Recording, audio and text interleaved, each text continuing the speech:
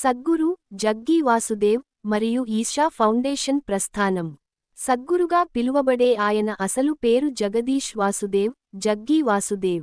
ఆయన ప్రఖ్యాత ఆధ్యాత్మికవేత్త, యోగా గురువు మరియు ఈశా ఫౌండేషన్ వ్యవస్థాపకులు.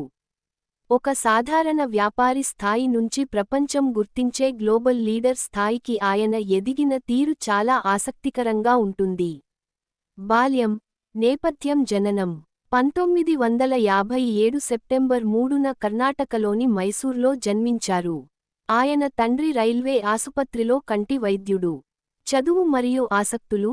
చిన్నప్పటి నుంచి చదువు కంటే ప్రకృతిపై, సాహసాలపై, ముఖ్యంగా మోటార్ సైకిల్స్పై ఆయనకు ఆసక్తి ఎక్కువ. మైసూర్ యూనివర్సిటీ నుంచి ఇంగ్లీష్ లిటరేచర్లో బ్యాచిలర్ డిగ్రీ పూర్తి చేశారు.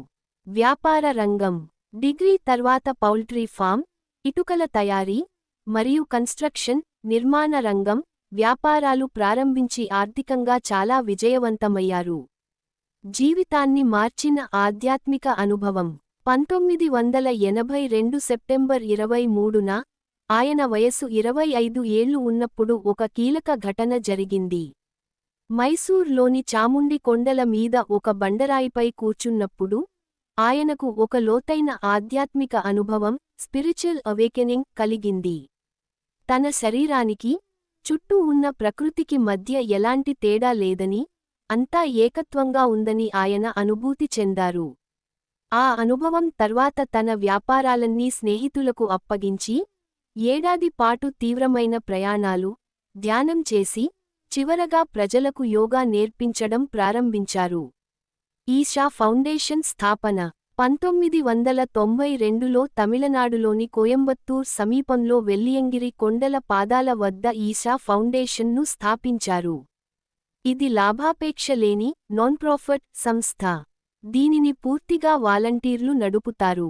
ధ్యానలింగ 1999లో ఆయన ప్రాణప్రతిష్ఠ చేసిన ధ్యానలింగ, మతాలతో సంబంధం లేకుండా ఎవరైనా ధ్యానం చేసుకోగలిగే ఒక ప్రత్యేకమైన ప్రదేశం. ఇది ఈశా ఫౌండేషన్కు ఒక ప్రధాన కేంద్రంగా మారింది. ఆదియోగి విగ్రహం.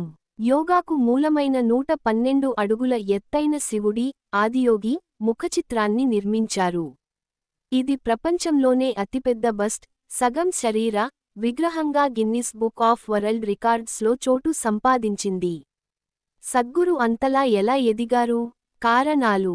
ఆయన కేవలం ఒక ఆశ్రమానికి పరిమితం కాకుండా ప్రపంచవ్యాప్తంగా ఇంత పాపులర్ అవ్వడానికి కొన్ని ప్రధాన కారణాలు ఉన్నాయి. ఆధునిక ఆలోచనా విధానం, లాజికల్ అప్రోచ్, పాతకాలపు మతపరమైన కట్టుబాట్లు, మూఢనమ్మకాలు కాకుండా, యోగా మరియు ధ్యానాన్ని ఒక సైన్స్ లాగా, దీనినే ఆయన ఇన్నర్ ఇంజనీరింగ్ అంటారు, ఆధునిక తరానికి, ముఖ్యంగా యువతకు లాజికల్గా అర్థమయ్యేలా చెప్పారు. అద్భుతమైన కమ్యూనికేషన్.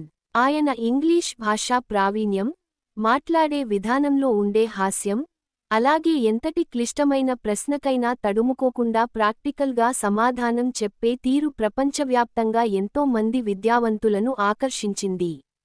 సామాజిక మరియు పర్యావరణ ఉద్యమాలు. ఆయన కేవలం ఆధ్యాత్మికతకే పరిమితం కాలేదు. గ్లోబల్ సమస్యలపై దృష్టి పెట్టారు.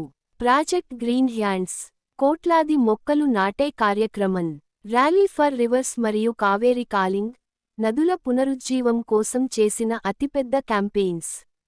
సేవ్ సాయిల్, మట్టి ప్రాముఖ్యతను తెలుపుతూ 65 ఏళ్ల వయసులో 100 రోజుల్లో 30,000 కిలోమీటర్లు మోటార్ సైకిల్ పై ప్రపంచవ్యాప్తంగా ఆయన చేసిన ప్రయాణం గ్లోబల్ లీడర్ల ఐక్యరాజ్యసమితి దృష్టిని ఆకర్షించింది. సోషల్ మీడియా, సెలబ్రిటీల మద్దతు, యూట్యూబ్, ఇన్స్టాగ్రామ్ వంటి సోషల్ మీడియా వేదికలను అత్యంత సమర్థవంతంగా వాడుకున్న ఆధ్యాత్మిక గురువులలో ఆయన ముందుంటారు. హాలీవుడ్ నటులు, విల్ స్మిత్ లాంటి వారు, క్రీడాకారులు, రాజకీయ నాయకులు, భారతీయ సినీ ప్రముఖులతో ఆయన జరిపిన చర్చలు ఆయన ఇమేజ్ను సామాన్యుల వరకు తీసుకెళ్లాయి.